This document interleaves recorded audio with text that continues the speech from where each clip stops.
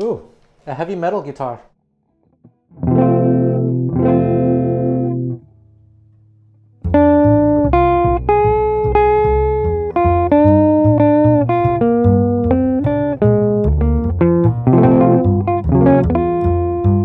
No, it's not gonna work, dude. I need a real jazz guitar. Pass me the jazz guitar. All right, real jazz guitar. Let's do this thing. Let me just check the blues heat map for a second. All right, I got this.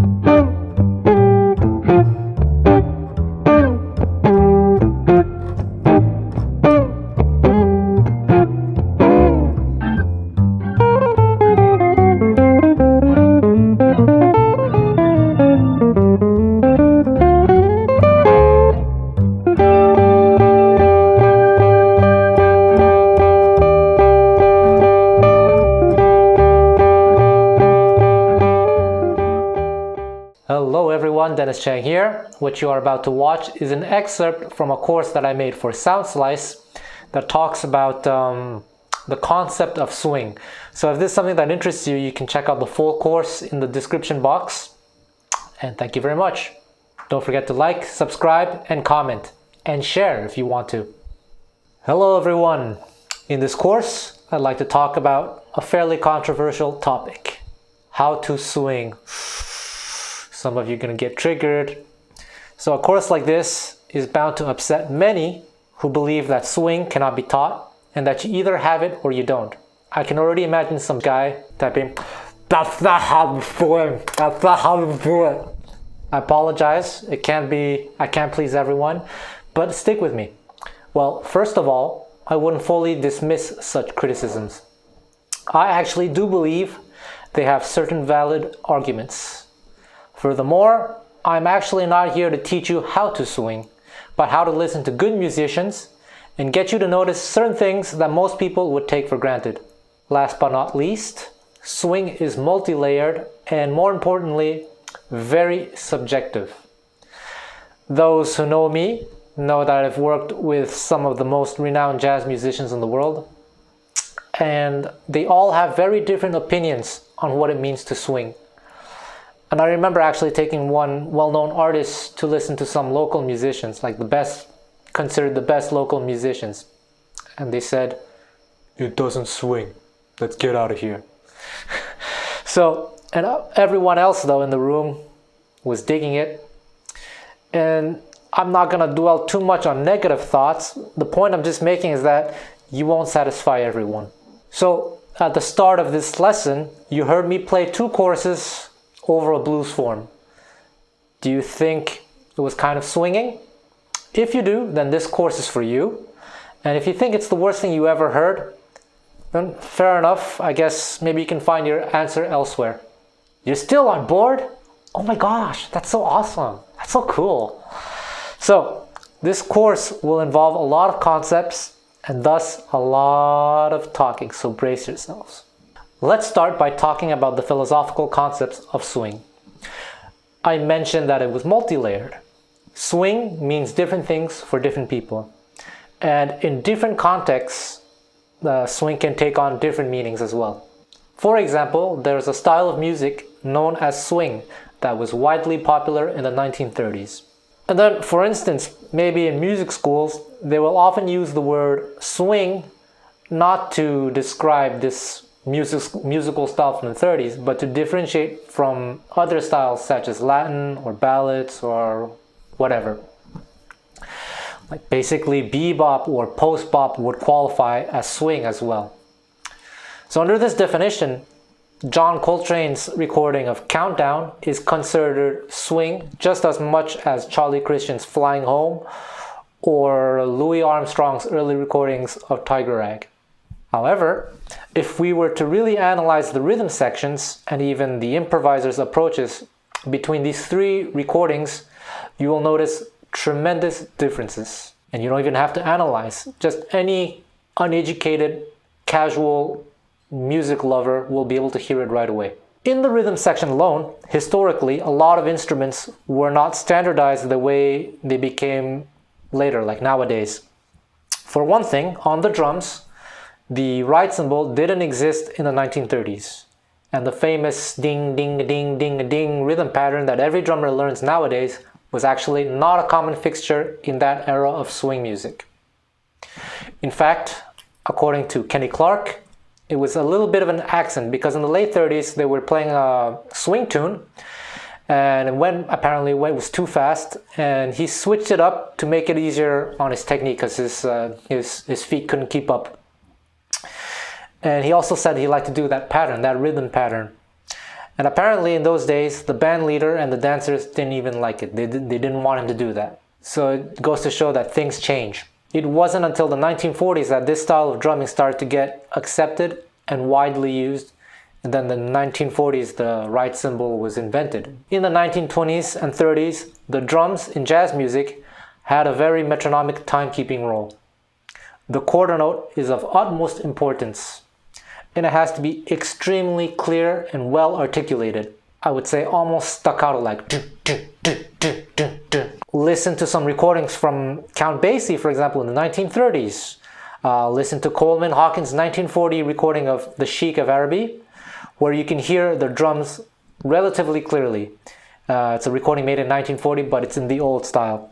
Listen to the aforementioned 1930s recordings of Tiger Rag by Louis Armstrong. There are quite a few, actually. And it's always not easy to hear the drums, but in some recordings, sometimes you clearly hear this boom chick, boom chick, boom chick, boom chick, boom chick rhythm that Django Reinhardt would later copy in his Hot Club France recordings. The main point that I'm making here is that in the pre-1940 styles, the clear markings of the quarter note were extremely important. And there was a strong staccato feel to the way these would be marked. The drum set was essentially a musical metronome. And then 1940s onwards, when musicians started to experiment, anyway, to my ears anyway, things started becoming a little bit more legato, and there was more interaction in the drums, that sometimes it made it a little bit more difficult to identify in a clear way where the quarter notes were. Well, you could, depends on the recording, of course, depends on how they play. What I want to say is that they're not as heavily accented as they used to be in the 1930s. Let's talk about the bass. Every jazz bassist nowadays learns walking bass, of course, goes without saying. And it's in the style of the 1940s, 1950s pioneers. You know, musicians like Ray Brown or Paul Chambers. I don't mean this in a bad way, but I call this style the music school bass style, because you ask the vast majority of bass teachers or students from the most prestigious jazz schools in the world to play in the 1930s style, most of them are completely lost as to what to do, and they don't play in the style. Therefore they don't swing in that style. They often try to overcomplicate things based on assumptions of what swing music should sound like. And that is perfectly normal, because the reason they don't know how to do it, not because they're less talented, it's just they don't listen to that music. They haven't investigated that music. In actual fact, the 1930s style is very easy. And modern bassists are actually technically overqualified. They just don't know what to do.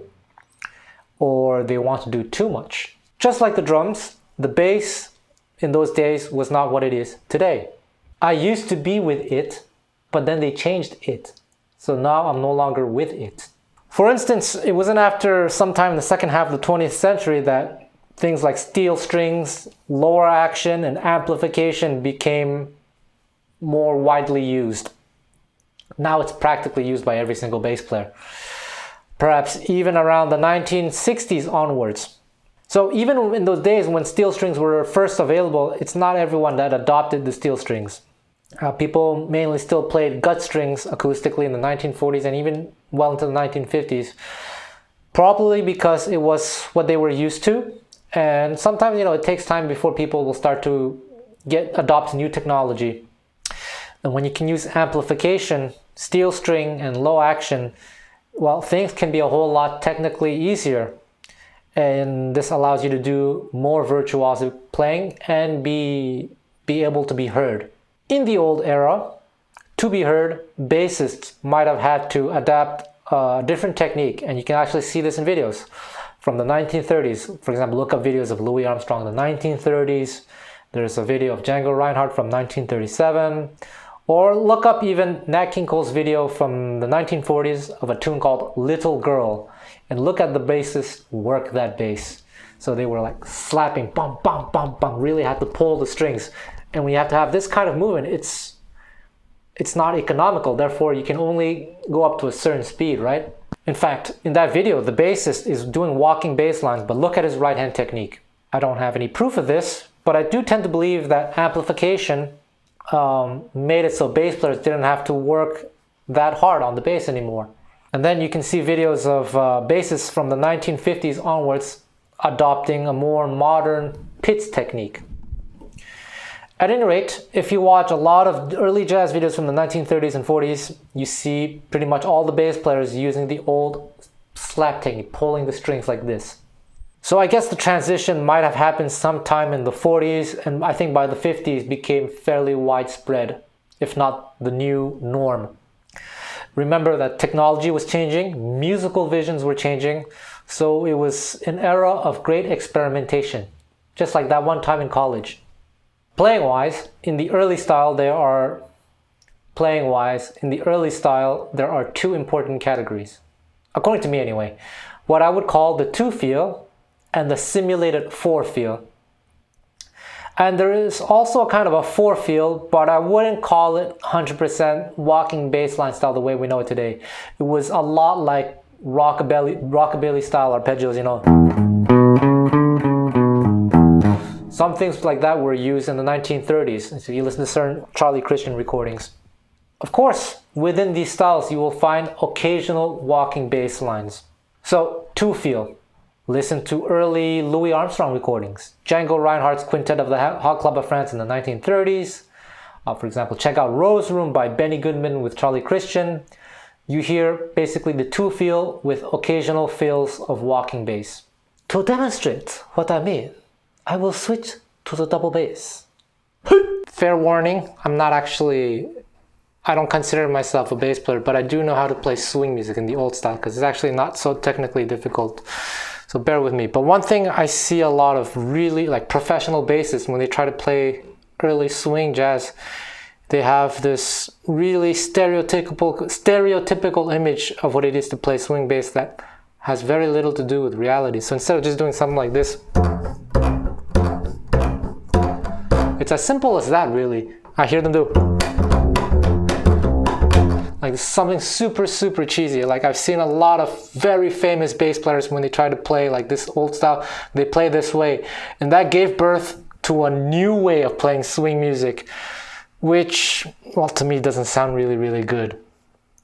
It's so simple. It's just, and if you want to play in the old style, well, this is steel string, so the action is fairly low. I've invented my own technique, but like, another thing that I don't think is necessary to do, it is done in the old days, but I think you have to use it sparingly, especially if there's a drummer, there's a rhythm. If you're the only bass player, maybe it could be good, but they do this kind of thing. So this thing, it can be a little bit over the top, especially on a steel string, so use it with great attention. But this, if there's a drummer, there's a rhythm guitar, piano player, this is enough.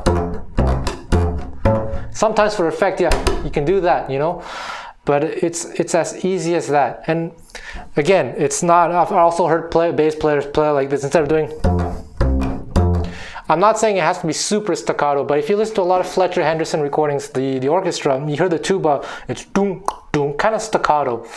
And you can make it a little bit longer, but definitely not, doesn't swing. I think this swings much more, and it's closer to what it was done in the older days. You can make it a little bit longer though. And the accent, remember, they were playing acoustically in the old days, so you can't have this. Now with amplification, we can get away with that. But no, but it's a nice attack. There we go. For the simulated 4 feel, listen to some recordings in the late 1930s, early 40s. For example, Flying Home by Charlie Christian. It's basically 2 feel, but the notes are doubled, so it has a walking bass kind of feel. Instead of doing,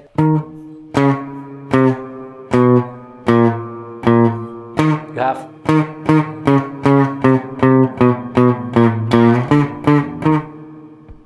It's basically 2 feel, but the notes are doubled, so it has this kind of walking bass feel without really being walking bass. There are, of course, occasional walking bass lines here and there, but this is a great way to give the 2 feel a little bit more drive. And especially pay attention to the sound. It's not, but, right? So the sound is very important. Just listen to the recordings. Pay very careful attention to the sound. Let's look at the piano now. Same thing in the old style, which unfortunately is quite a bit of a lost art nowadays. Stride piano was the norm. Stride piano basic means playing both bass and chords, where you alternate between bass and chords. Don't, or don't, depending on if you're gonna do fills on the right hand or not. There would be little walking passages in tenths as well. So basically, stride piano, if I did it kind of like on guitar, would be like.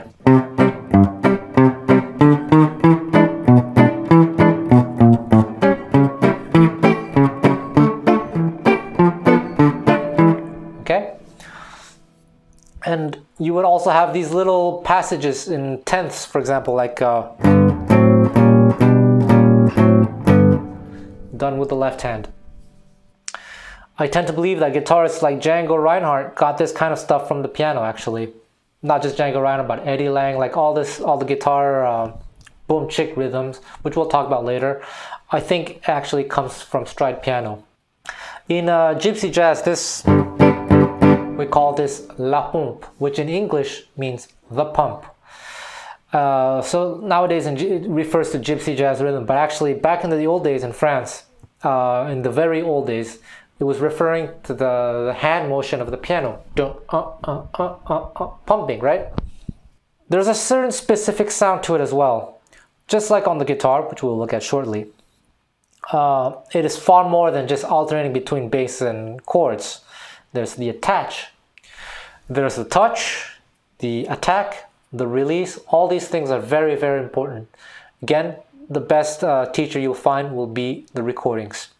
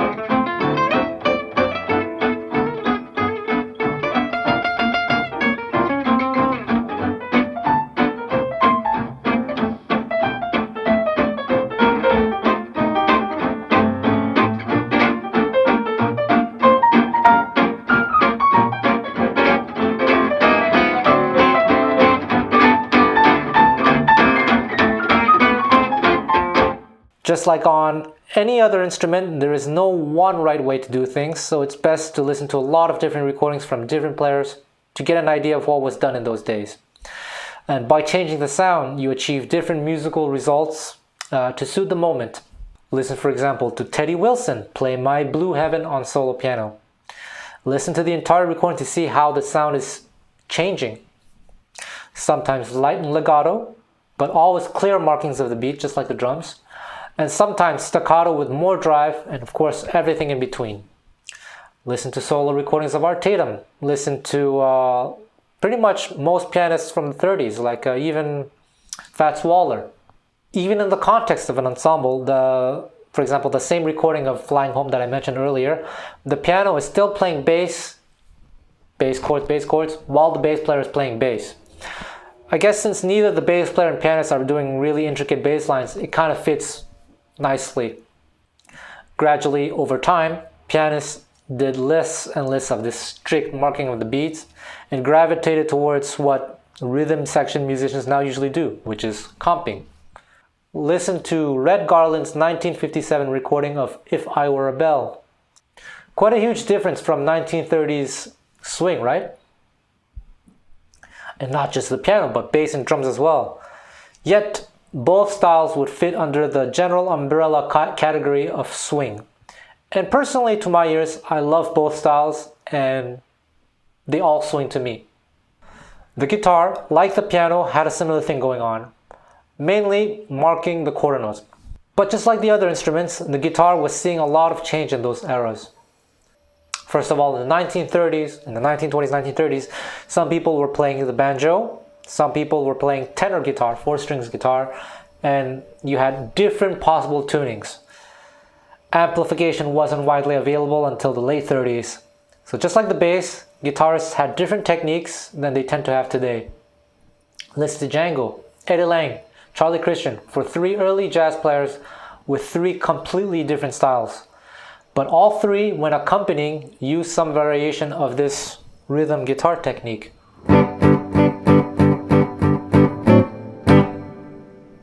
Like the piano, this rhythm guitar technique can be done in so many ways, for different textures and colors.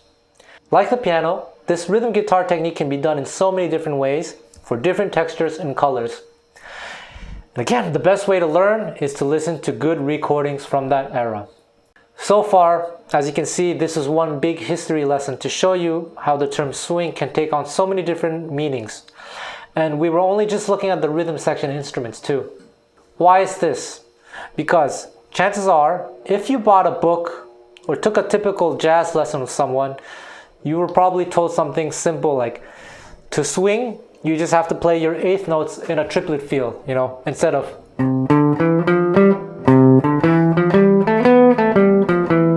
I just did that. I think it doesn't swing. It sounds like da da da da da. Oh-ho! Now we're going to talk about this later, but in the rhythm section, it is actually more about the quarter note and the way you play it, the way you accent the quarter notes. Now keep in mind that this is of course ultimately quite subjective. But go back to that video of Little Girl by Nat King Cole. Check out the bass solo. He's pretty much just doing walking bass. For the first few bars, the rhythm guitarist is just doing chunk, chunk, chunk. Then after a few bars, he lays out. The pianist is doing light rhythmic stabs. So it's all pretty much quarter note bass, but it sure swings, doesn't it? You can just listen to the rhythm section. It's just, wow, it swings. You want to like bop your head. You take an old school swing band from the 1930s and you try to remove the soloist and it still swings hard. Dancers would probably still want to dance to it. In fact, I've sometimes played swing dance events, and during the breaks, I take my guitar, go on the side, and just start, just doing something like.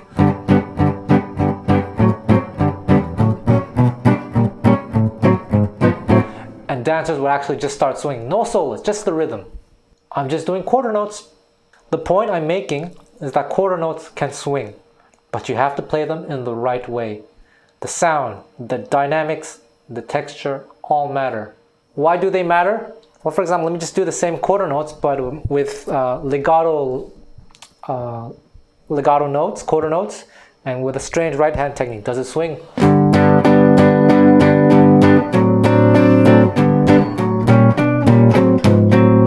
Doesn't swing, right? But the same thing.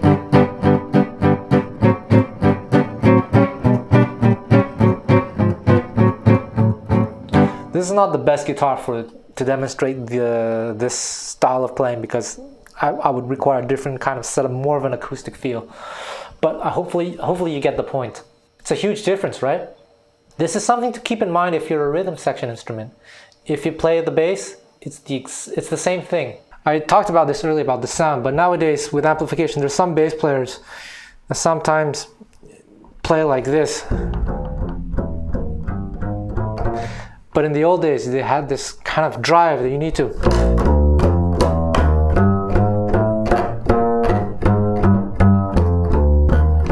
Right? Sometimes legato, sometimes staccato, with an accent on the 2 and 4.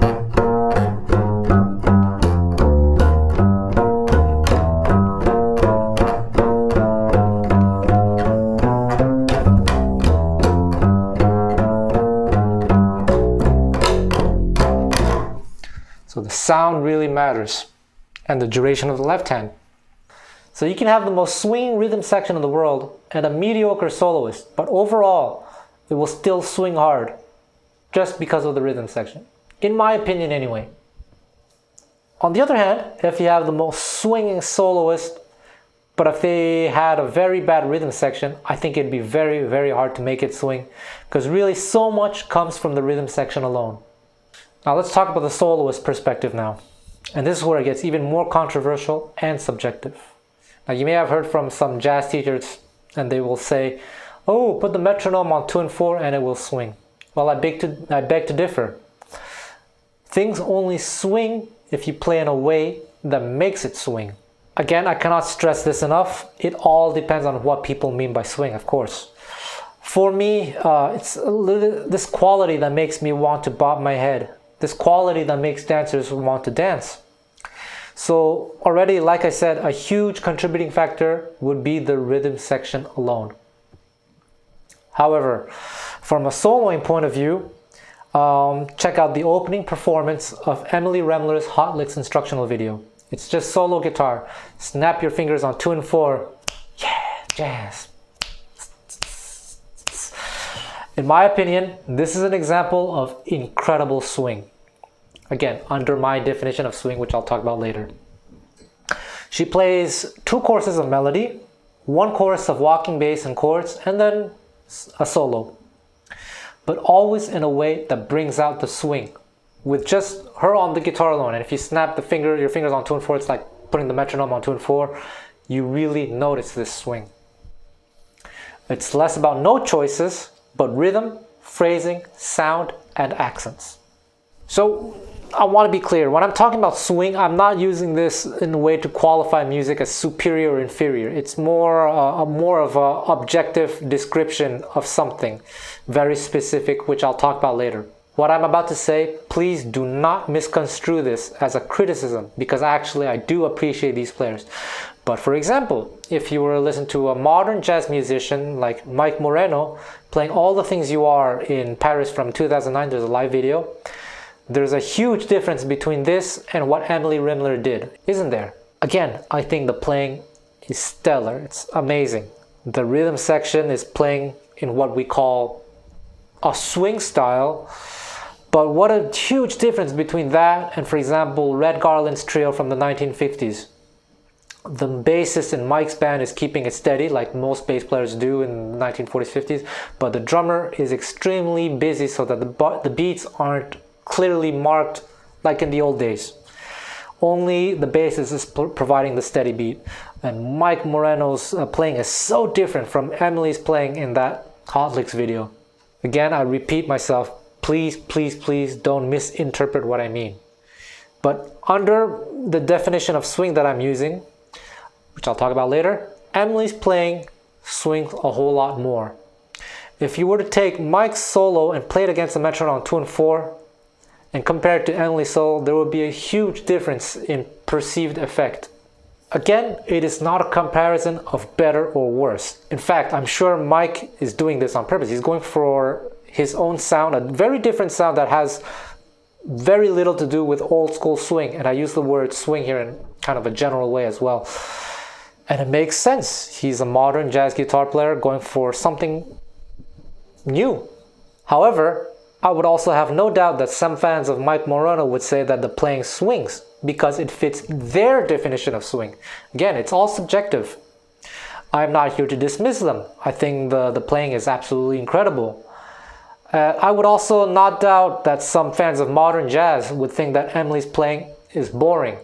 I know many people like that who hate old school swing. There's actually one very, very famous modern jazz guitarist who practically dismisses all old school jazz guitar players. I'm not gonna say who. I'm just saying this to emphasize the point that this is all incredibly subjective, okay? Actually, I would have no doubt that if Mike wanted to, he could easily learn to play old school bop. Maybe he already can, I don't know. But he chooses not to. It's perfectly fine. Another thing I want to say with regards to the soloist's perspective is that if you were to ask 10 jazz musicians to play a figure like this, you might end up with 10 different rhythmic interpretations. That is, if you give them a sheet music and you just play dooba dooba din dooba, some might be really locked in with the rhythm section, some might be a little bit laid back, some might be significantly laid back, some might rush a little bit, and even the distance between the eighth notes may vary. Instead of like maybe straight, you might have like a heavier swing. This is where things get extremely complicated because some people absolutely hate one or the other, vice versa, love one or the other. You're not going to please everyone. But for me, as long as the rhythm section remains really steady and swinging, all these styles of phrasing could work. I could enjoy all the different approaches personally. Hence, another argument for the importance of the rhythm section. I remember when I was producing Pat Martino's lessons for DC Music School, we talked about his floaty phrasing. He will sometimes completely deviate from the pulse of the rhythm section, but still maintain an internal pulse within his phrasing. For example, he'll play this. Like if I just play this alone, completely naked, you could write it do-do-do-do-do, like eighth notes and what, do-ba-da-da-da, and one quarter note in there, right? But in relation to the rhythm section, if I were playing along with the rhythm section, it might be completely out of time. And he might even like accelerate, like something like that. I'm just kind of exaggerating. You can still hear the eighth notes, but there's some acceleration and deceleration. And it's like, it might start on beat 1, but then it just completely deviates from what the rhythm section is doing. And if you were to notate it in relation to the rhythm section, you would probably end up with something quite complex and probably impossible to notate in such a way that really conveys just do-ba-do-ba-do-boo-da, right? It's just simple. His manager, Joe Donofrio, told me that Pat would often have a hard time with certain rhythm sections who were thrown off by his style and tried to follow him when they should have just stayed steady. And having worked with Pat, I can confirm that actually his sense of time is really, really solid. He does this with intention. Now, again, some people don't like this style of phrasing, so again, it's all subjective. And of course, sometimes Pat will play in time. It depends on the tempo of the song. It's usually like in the medium tempo that he'll start to do this. Usually when the tempo is faster, he's more locked in with the rhythm section. Still laid back though. One final thing that I would want to say is that you sometimes have cross-generational or cross-stylistic playing as well. What do I mean by that? For example, there's a live recording of Back Home in Indiana, a very old tune, of Louis Armstrong from Belgium in 1959, where Armstrong is pretty much just doing his old school thing. Louis Armstrong was a pioneer of jazz, but after that he never really changed his style and always remained an early jazz style player. But in this recording, he is playing with a younger generation of musicians that play a little bit more in the newer style. I think it still swings, but again, it's very, very different from the rhythm section of Louis Armstrong's in the 1930s, even though him as a soloist is still doing the same thing. I would probably even argue that if you had an old school swing rhythm section like Benny Goodman had in the 30s, and you put Mike Moreno in it, doing his Mike Moreno modern jazz thing, okay, maybe it'll be a little bit strange, but I bet it would still swing on account of the rhythm section. Again, using my definition of swing, which we will cover in the actual lesson. Just once more, I want to be clear that I'm not using the word swing as a way to measure music as being better or worse. Now, for the sake of this course, I'm trying to make things as specific as possible so that you know what we will be talking about. Now, if you see things from my point of view, then this course is for you. So let's cut to the actual hands-on lesson now. If you like this presentation, which is pretty much the first chapter of my course, then check out the full course at soundslice.com. The full link is in the description.